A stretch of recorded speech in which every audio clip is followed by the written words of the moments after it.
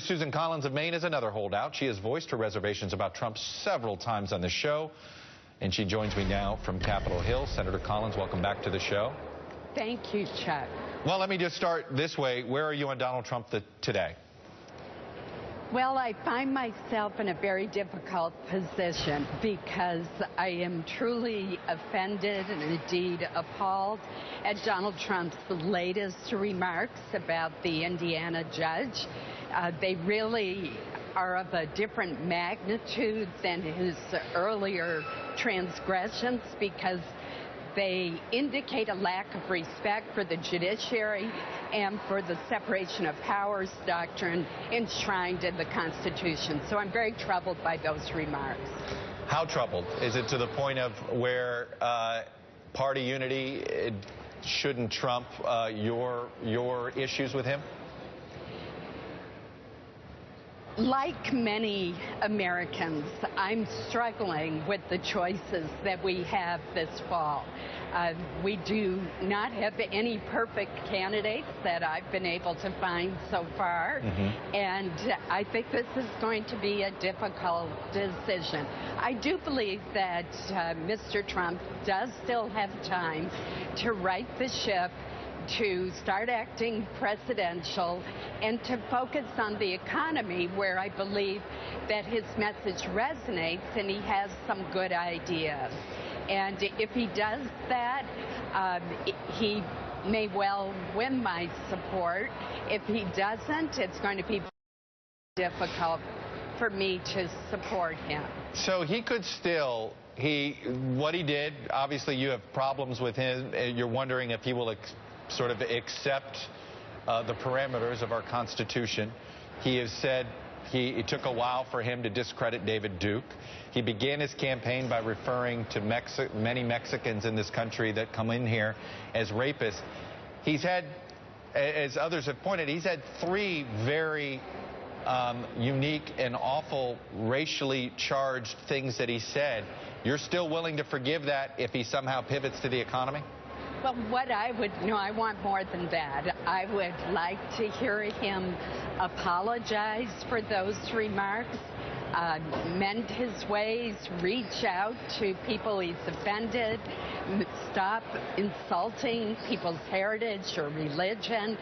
So the comments he made that his remarks were, quote, misconstrued, don't cut it for me. That's not an apology. That's not an acknowledgement that he made a mistake. So I would like to hear that as well as his focusing on the economy.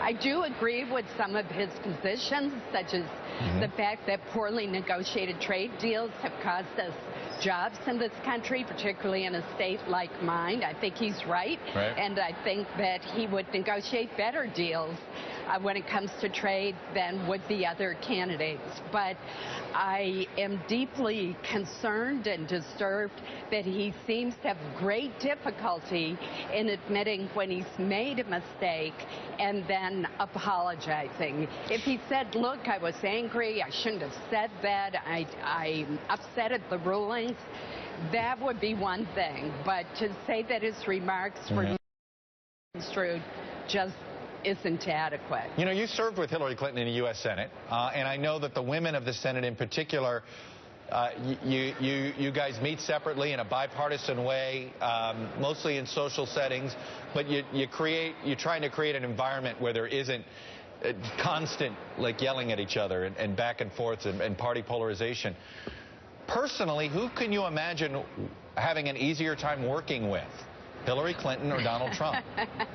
Well, first of all, let me say that I can't answer that because I've never even met Donald Trump.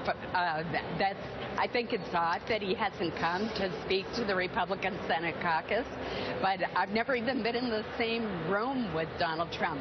Whereas I do have a personal relationship with Hillary. We did work well together when she was in the Senate on causes like Alzheimer's disease.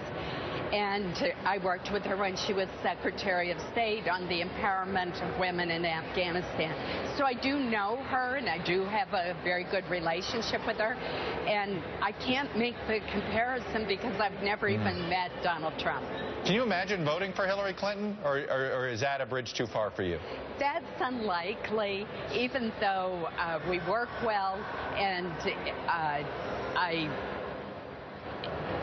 if she's elected as president, I'm sure we would work very well together.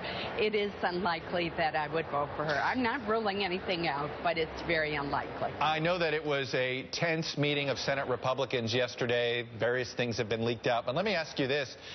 Is there an appetite among Senate Republicans to make one more run at the convention and to say, to go find another candidate, or are you resigned to the idea that it's Trump or bust?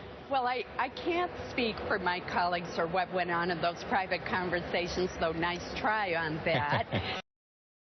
But I will tell you that for my part, Donald Trump has won the nomination, and I think there would be a rebellion if it were somehow maneuvered to take it away from him. So I just don't see that happening. I think he has still an opportunity, but a narrowing window of opportunity to set things right, and I hope that he will do so. And for you, that begins with an apology directly to the federal judge?